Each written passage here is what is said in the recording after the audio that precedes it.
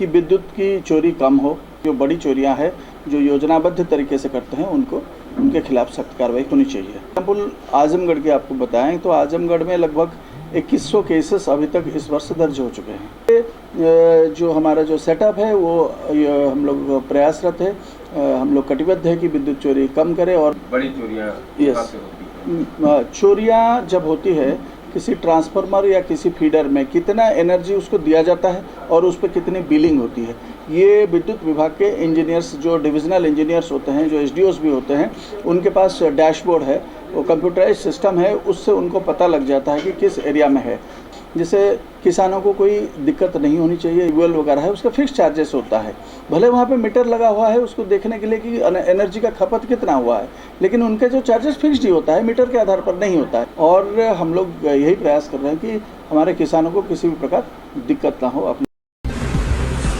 आजमगढ़ में बिजली के बड़े चोर रहे सतर्क, क्योंकि अब कंप्यूटराइज सिस्टम से बड़े चोर पकड़े जाएंगे, मगर किसानों को रहना होगा बेफिक्र।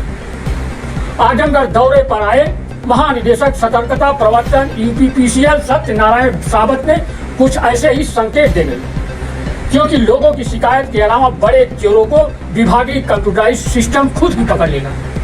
साथ ही नलकूप लगाए किसानों को अब बेफिक्र रहना होगा, उनका बिजली चार्ज फिक्स कर दिया गया है।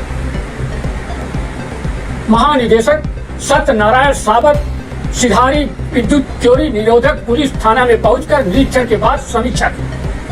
सबसे पहले महानिदेशक सतर्कता प्रवर्तन सत्यनारायण सावत का गार्ड ऑफ ऑनर पेश कर स्वागत किया गया। इसके बाद महानिदेशक ने थाने में दर्ज रिकॉर्ड की चेकिंग की। आजमगढ़ मंडल के तीनों जनपद आजमगढ़, मऊ और बलिया में बिजली चोरी के कितने मामले दर्ज हुए, कितने में अब तक हुई कार्रवाई, इसकी उन्होंने समीक्षा की। उन्होंने बताया कि आजमगढ़ में इस साल 2100 मामले चोरी के दर्ज किए गए, जबकि पूरे प्रदेश में 1,70,000 मामले दर्ज किए गए। जिस स्थान पर लाइन लॉस ज्यादा है वहां की समीक्षा की जाएगी और पूरा प्रयास होगा कि इसे कम से कम रखा जाए। वही किसानों के ट्यूबवेल के बिल को लेकर जांच पर भी उन्होंने प्रकाश डाला।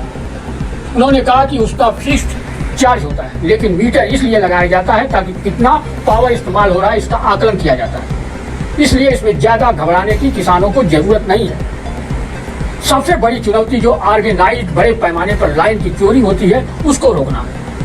ज्यादा से ज्यादा आम उपभोक्ताओं को बिल के दायरे में लाना है ताकि जो लोग पेमेंट कर रहे हैं इनको बेहतर सेवा मिल सके। आप थाना इंचार्ज सर, आपका कितना समय हो गया? और हेड कांस्टेबल कितने हैं? 8 हेड कांस्टेबल है, 6 कांस्टेबल। महिला कांस्टेबल है? नहीं सर, 2 कांस्टेबल 2 है सर। एक सर प्रमोशन कर रहे हैं और 2 सर अभी आए हैं, एक दोनों हेड कांस्टेबल सर।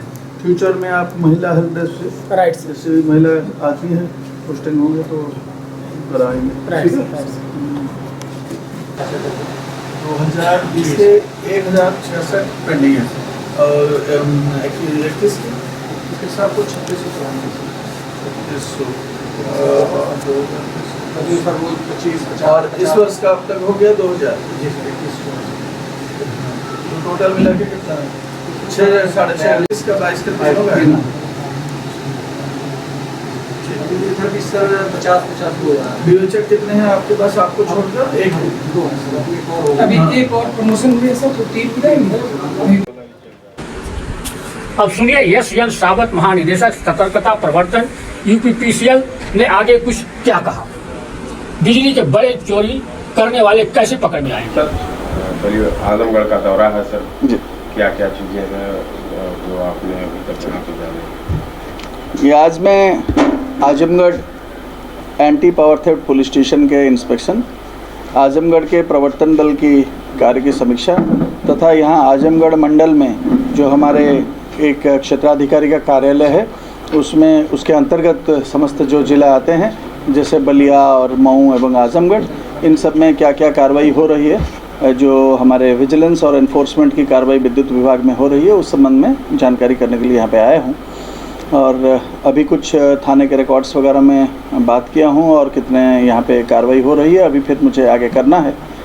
मुख्य बात यही है कि हम सभी का यही प्रयास है, पावर कॉरपोरेशन उत्तर प्रदेश का, शासन का यही प्रयास है कि विद्युत की चोरी कम हो, विद्युत चोरी अगर कम हो जाए तो लाइन लॉस कम होगा, लाइन लॉस कम होगा तो लोगों को अधिक से अधिक पावर मिल सकता है, जो हमारे सही कंज्यूमर से उनको पावर मिल सकता है।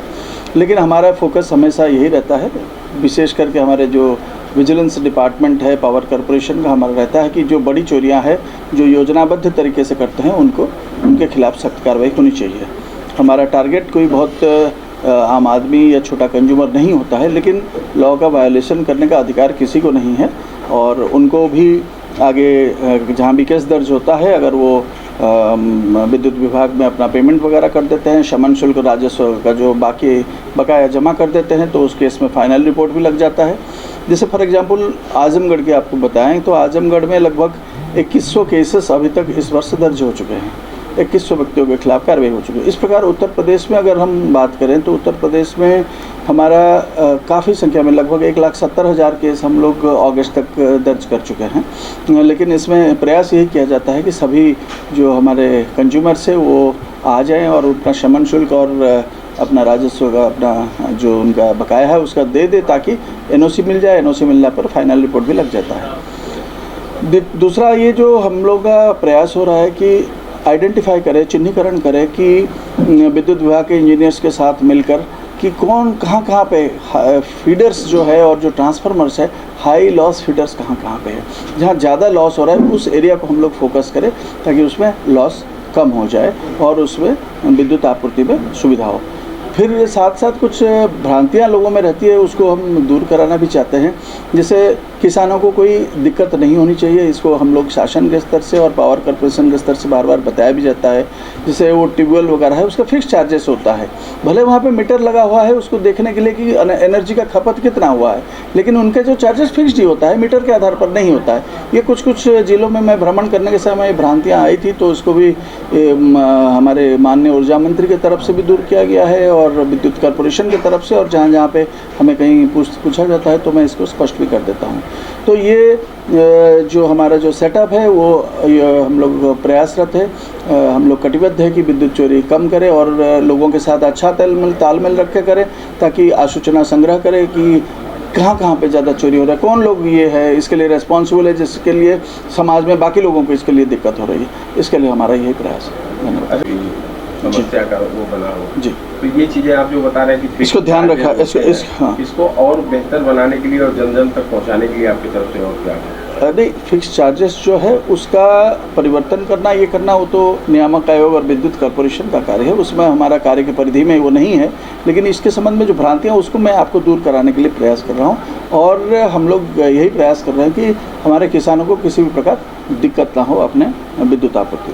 अच्छा सर, आप लोगों के पास क्या मेजरमेंट होता है, किस तरीके से कंपनियाँ हैं इस तरीके की विद्युत बड़ी चोरियाँ कहाँ से होती हैं? चोरियाँ जब होती है किसी ट्रांसफार्मर या किसी फीडर में कितना एनर्जी उसको दिया जाता है और उस पर कितनी बिलिंग होती है, ये विद्युत विभाग के इंजीनियर्स जो डिविजनल इंजीनियर्स होते हैं, जो एसडीओस भी होते हैं, उनके पास डैशबोर्ड है, वो कंप्यूटराइज सिस्टम है, उससे उनको पता लग जाता है कि किस एरिया में है।